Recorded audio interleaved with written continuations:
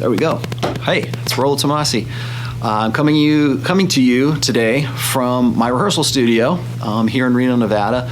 I decided to get out of the house and finally shoot one of these one-off videos. Hope to do more of these.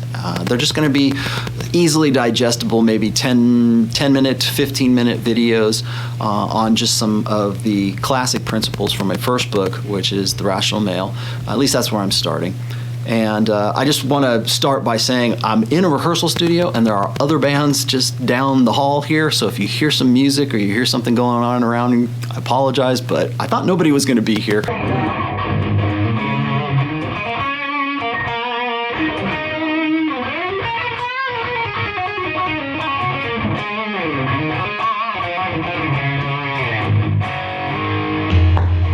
So anyway, so today we're going to be talking about ONEitis and the Soulmate Myth. And I have to start this out by letting you guys know that on the Saturday show for Rule 0, today is March 25th, and so the Saturday show will be on Rich Cooper's channel, and we're going to be talking about this topic as well. We're going to be talking about ONEitis and the Soulmate Myth, and just sort of how the modern interpretation of it is something that I think is still sort of a blue pill ideal that even a lot of red pill guys still sort of cling to. So I wanted to give you guys kind of like a primer before we got into that discussion. So let's just go over a few of the basics here. First of all, we have to cover two things. The first one is ONEitis and the Soulmate Myth. Now, the first thing is ONEitis. And what is ONEitis? ONEitis is a term that was used by the early pickup artists way back in the early 2000s. Like we're talking Mystery Method, we're talking like RSD, we're talking like Neil Strauss. All the classic guys that you saw or you read about maybe in the game back in 2005. That's where all of that came from. Now, the idea of what is ONEitis, right? Like where did that idea come from? Well, the idea is this: is that there is a one for you, and I'm sure you've probably heard this before. Like, oh, she's my one, she's going to be my one. Or you'll hear women will say, oh, I was with this guy and I thought he was the one. That's where that comes from. There's an idea that is very popular, I think, really has been very popular for almost like 50 years right now. If you have read The Rational Male, the very first chapter that's in The Rational Male is a chapter titled There Is No One. And in that chapter, I say this. I say there are some good ones and there are some bad ones, but there is no one. And the reason I say that is because that is probably the most pervasive myth that most guys still cling to, particularly when they're blue pill. They are looking for that one perfect girl. They're looking for that one monogamous girl. And we'll get into why that is here in just a little bit. Why are these guys looking for just this one perfect girl? Why is it such a foreign thought to have many girls? Why is it such a problem for these guys to date non-exclusively? Why does it, like when guys come to me and they say, hey, I know what you're saying about spinning plates, but I'm not like that. How can I couldn't possibly ever get with more than one woman. I would feel bad about that. Well, there's a reason why those guys feel that way. Is because for most of their lives, they have been acculturated, they've been raised, they've been educated to believe that there should only ever be one man, one woman. It's only about sort of serial monogamy. You only get with one woman. If it doesn't work with her, then you get with another woman. If it doesn't work out with her, then you got to get with another woman, and it doesn't work out with her, then, maybe that other one was your one. And it used to be that ONEitis was, or the Soulmate Myth. They're both kind of interchangeable, but I wanted to give you a little bit of history on ONEitis first. So with respect to ONEitis, I think that there was a time where the idea of a soulmate was just kind of like something that women would deal in. That's something you would read in like sort of classic women's literature kind of stuff, like Jane Eyre or Emily Bronte kind of stuff, the Pride and Prejudice authors and things like that, where there's this, I think he's the one or he's not the one, or who should I choose? Should it be this prince or should it be this pauper? This kind of stuff. And so it's like, where's my heart going? It's this narrative that's kind of based on our classical understanding, our classical idealism of what is idealized romantic love. And it used to be something that was only, I don't say unique, but it was something that you would only hear from women. But as we have feminized the next generation, as we have feminized young men into feminized men right now for the past 4 generations, men have picked up on that. And that's only one myth of very many. But when we talk about ONEitis, we're talking about the idea that there's only one person, that there's only one person for you, and you've got to find that one. It's like this quest. It's almost like this romance quest. It's this idea that there's that perfect princess that's out there for you. And I wanted to make sure at the very beginning of my first book that I kind of crushed that myth from the get-go. And that's why I put it as the very first chapter in my book. Because I thought, hey, if somebody picks up this book and they read this book, maybe they get through the introduction and they read the very first chapter of it, I want that very first chapter to be the most important thing that they take away from it. Because if they just only read one chapter and just said, forget it, I'm done with this, I wanted that to at least stick for them. Because I think that the ideal of the one is probably the single most damaging thing that most guys, that ruin most guys' lives. Because they think of women in terms of this is a quality woman. This is an idealization. And I'll talk about the quality woman today too a little bit. But I wanted to sort of focus on this really quickly because there's a reason why we cling to these kinds of myths. Now, we have to sort of rewind the tape and go back a little bit and understand that back in the day when we were becoming more monogamous, when we shifted over from agriculture from like our nomadic lifestyles to an agrarian lifestyle, it made sense for men to have access, to women individually. That's where we get the idea of monogamy today. Our classic idea of monogamy is one man, one woman. That's how we're always supposed to be. And we can make cases for the idea that, maybe humans were supposed to be monogamous, right? Because we have a better chance for survival. A child takes longer to gestate. A child takes longer to raise. For a human baby, anyways, takes longer to raise. And so, therefore, the best dynamic is monogamy for a man to protect the woman because a woman is weak and when she is, she's vulnerable when she is pregnant, and there's a lot of other stuff that goes along with that. But what I'm getting at here is something that I talked about last week, and it's the idea of monogamy. Now, human beings, at least from my perspective, are not innately monogamous, but monogamy is something that we have to sort of force ourselves into in order to ensure survival. Now, why am I getting into this in a soulmate video? Well, the thing is that if we're going to teach a society that an innately sort of polyamorous species, if we're going to teach them that, hey, you know what? That you're this way, but we need you to be this way. We need you to be more focused on child rearing. We need you to be more focused. If you were to take the species and say, hey, we need you to do this, how would you go about doing that? Well, you would have to instill myths. You would have to instill social conventions that would promote the idea of monogamy. So how do guys get a wife? How do beta guys get a wife? How do we rein that in? Well, we teach them that there is only one person for them. We teach that to women, first of all, but we teach that to guys right now because otherwise these guys would be pursuing a mating strategy that is based on their innate mating strategy, which is unlimited access to unlimited sexuality. So what we teach to even the alpha males is that there should only ever be with one woman, that there's a soulmate out there for them, that there is there's one perfect person and we can even get it into religion, we can get it into just our fantasies, we can get it into our romance comedies, we can get it into every facet of life, into our popular media, into our storytelling, into our popular myths. So there is sort of a means of control over men's innate mating strategy. And that's something that gets a lot of guys into trouble. And that's why I put that as the very first chapter in.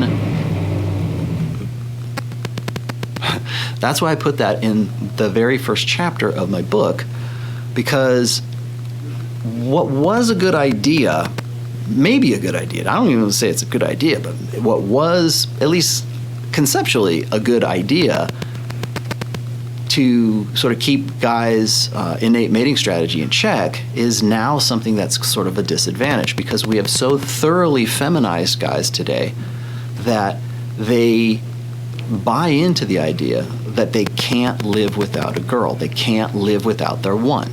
So if they get with a girl and they get a girlfriend and they think that's it, when that girl pulls up stakes, when that girl bails on that guy, they literally believe they cannot live without her, because that's your soulmate, right? You're taking away part of my soul. You're taking away my one. And not only is it a bad breakup from a sort of an intellectual or a mythological, I guess, perspective, it's also something that is a physical thing. So when men are with a girl, particularly guys who don't have a lot of access to women, like remember we're talking about like the guys who are the 80 percenters, right? The beta males who are 80 percenters, they finally get with a girl, and then that girl says, you know what, I don't have anything to do with you anymore. I'm going to go over here. I'm going to do my own thing. Those guys get into a breakup. Now, not only are they dealing with the sort of the mythological, idealistic rejection, they're also dealing with a physical rejection, which in most cases there's almost like physical withdrawals from that, because you're getting all your good feelings and all your dopamine and all of your chemical rush from having sex with that girl who's supposed to be your one, and now she's gone. That can really set off guys who aren't ready for that, particularly if they're steeped in the soulmate myth. So what happens for the most part is, because these guys have such a deep desire to have that one girl, they will do anything for that person. They will go out and so I wanted to touch upon why it is that guys will go to such extremes for a girl that they have ONEitis for.